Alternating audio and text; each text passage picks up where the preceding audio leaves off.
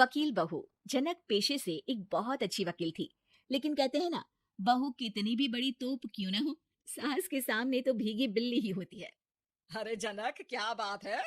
आज रोटी नहीं मिली अभी तक। ये तेरा कोर्ट नहीं है जो आज फैसला ना हुआ तो कल की तारीख मिल जाए। रोटी तो रोज वक्त में चाहिए। हाँ। माँ जी, रोटी तो कब की बन गई। मैंने आपको कहा तो खाना खाने के लिए, आपने शायद सुना नहीं होगा। ओहो हो, जज नहीं हूं मैं तेरे कोर्ट की, सास हूं सास। कोई दलील फालतू की मत देना यहाँ। बहुत जानती हूं मैं इन वकीलों को। अपनी बात ऊपर रखने के लिए झूठ बोलने में जरा भी नहीं सोचते। तभी वहां जनक के ससुर आ जाते हैं। अरे भाग्यवान, क्यों बेचारी के काम को कोसती रहती है हमेशा। मैं भी तो था वहां जब ये आई थी तुझे रोटी खाने को बुलाने के लिए। सास को तो अब गुस्सा आ जाता है कि कैसे किसी ने बहू की साइड ले ली। अरे वाह जी वाह, वो तो मैं जानती थी कि कोई ना कोई गवाह तो ये पेश कर ही देगी। पर मैं तो अब सीधा खाना खाकर सोने जाऊंगी। मुझे आदत नहीं है किसी से बहसा बहसी करने की। पता नहीं कैसे ये वकील इतना दिमाग लगाकर खुद तो झूठ बोलते हैं, साथ में झूठे गवाह भी ले आते हैं। जनक को सास के ताने सुनने की अब आदत सी पड़ जाती है। एक दिन जनक वकील की ड्रेस पर काला कोट पहनकर कोर्ट के लिए निकल ही रही होती है कि अरे कहाँ चली काला कौवा बनकर? टोक दिया ना। अब कोर्ट तो वकील वाली ड्रेस पहनकर ही जाऊंगी ना। वाह भाई वाह, दामिनी तो मैंने भी देखी है। सन्नी पाजी ने ऐसा ही कोट पहना था और कहा था कि तारीख पर तारीख, तारीख पर तारीख। मतलब कि कोई बात करनी है तो बोलिए, वरना वक्त नहीं है मेरे पास खराब करने के लिए। अरे पता नहीं तुझ में क्या देखा मेरे बेटे ने, सारा दिन वकीलों वाली बहस करती है, भोली भाली सास के साथ। अच्छा सुन, जो इतनी बहस मेरे आगे करती है ना, जरा अपने बॉस से कर ले, जो 1 साल भी ना हुए तेरी शादी को और काले कपड़े पहना दिए।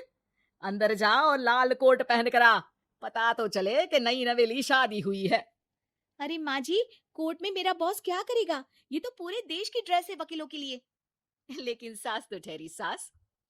अच्छा, तो कोई जरूरत नहीं है 2-4 साल कोर्ट जाने की।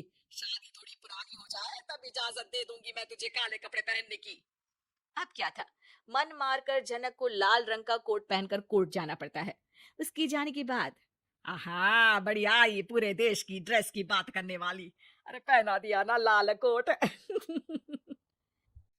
सास आए दिन या तो जनक को उसके काम का ताना देती, या फिर उसका काम छुड़वा देने की धमकी। तंग आकर एक दिन जनक पति से कहती है, मैं सोच रही हूँ कि कोर्ट जाना बंद ही कर दूं। अरे क्यों यार, इतना अच्छा करियर है, क्यों छोड़ने की सोच रही हो? अरे लाल रंग का कोट पहनकर जाना पड़ता है। हर बात पर सास ताना देती है कि वकील तेज होते हैं, सवाल जवाब करते हैं, झूठी दलीलें देते हैं। अरे तो ठीक है ना, वो जो कहती है अपनी समझ से कहती है, लेकिन तुमको तो पता है ना कि सच्चाई क्या है। जनक को पति की बात से हौसला मिलता है कि तभी घर पर कुछ लोग आ जाते हैं। अरे आइए आइए पंच साहब, कैसे आना हुआ? अरे भाई साहब, सुना है कि आपकी बहू वकील है। तभी वहां सास आ जाती है।